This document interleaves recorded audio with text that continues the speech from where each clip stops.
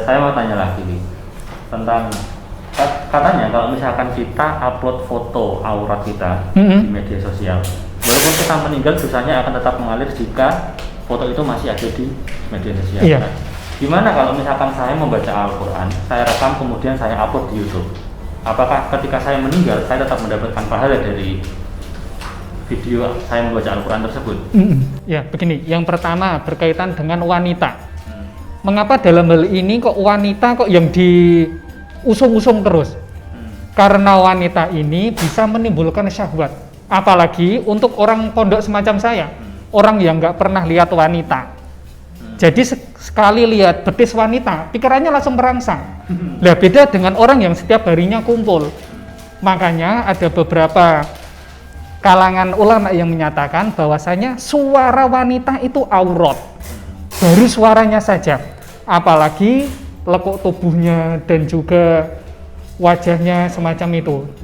Kemudian seorang laki-laki yang belum pernah, mohon maaf, gandengan sama seorang perempuan, biasanya pikirannya liar. Makanya untuk mengantisipasi akan hal itu, beberapa kalangan ulama mengharamkan. Dan jika terus di-upload ataupun terus dilihat seseorang, maka dosa jariahnya akan tetap jalan. Nah, agar bisa menjadi manfaat bagaimana? Diganti dengan hal-hal yang positif, salah satunya bacaan Al-Quran, semacam itu. Jadi kalau saya upload ke Al-Quran itu bisa ya? Bisa, malahan fadilahnya lebih banyak. Oke.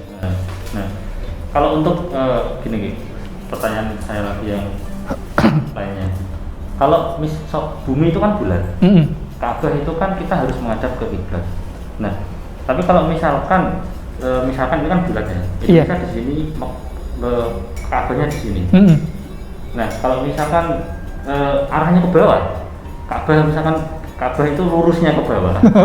Itu soalnya apakah harus gini atau gimana? Oh ya, gini. Berkenaan dengan masalah Ka'bah itu sebagai petunjuk bahwasanya kiblat. Kiblat tersebut letaknya di sebelah sana sebagai kiblat, bukan kemudian kalau orang istilahnya naik pesawat berarti gini salatnya nunjuk. Enggak. Kiblat itu sebagai petunjuk arah agar diri kita ketika sholat menghadapnya bisa secara bersamaan menghadap kiblat. Soalnya kalau kiblat tidak ditentukan, yang paling terpenting menghadap Allah. Orang Indonesia sholat itu tabrakan. Ada yang ke utara, ada yang ke selatan. Makanya agar ada ketetapan, makanya ada arah kiblat semacam itu. Nah, terkait dengan utang, utang itu kan kita harus melunasi sebelum meninggal ya.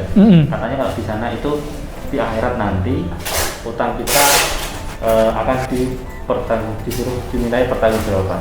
Iya. Kalau misalkan nanti ketika negara kita masih punya utang, kemudian kiamat, apakah rakyat juga akan menanggung utang negara? Nah, dosanya. Ya, wah, ini untuk para koruptor gitu, jancuk. Gini, yang pertama kita kan punya pemerintahan. Pemerintahan itu sebagai ulil amri, pimpinan kita. Jadi yang bertanggung jawab utama itu bukan rakyat, tapi ulil amri, pimpinan. Jadi nanti ketika diri kita di yaumil akhir dihisab, kita enak tinggal bilang Pak Presiden yang ngurusi, semacam itu. Soalnya tanggung jawab ulil amri, bukan tanggung jawab rakyat. Ya. Oke. Baik, teman-teman, terima kasih telah menonton video saya dengan Akhi Fadli. Nanti insya Allah saya akan main-main lagi untuk bertanya-tanya tentang yang saya tidak ketahui. Ya, wassalamualaikum warahmatullahi wabarakatuh.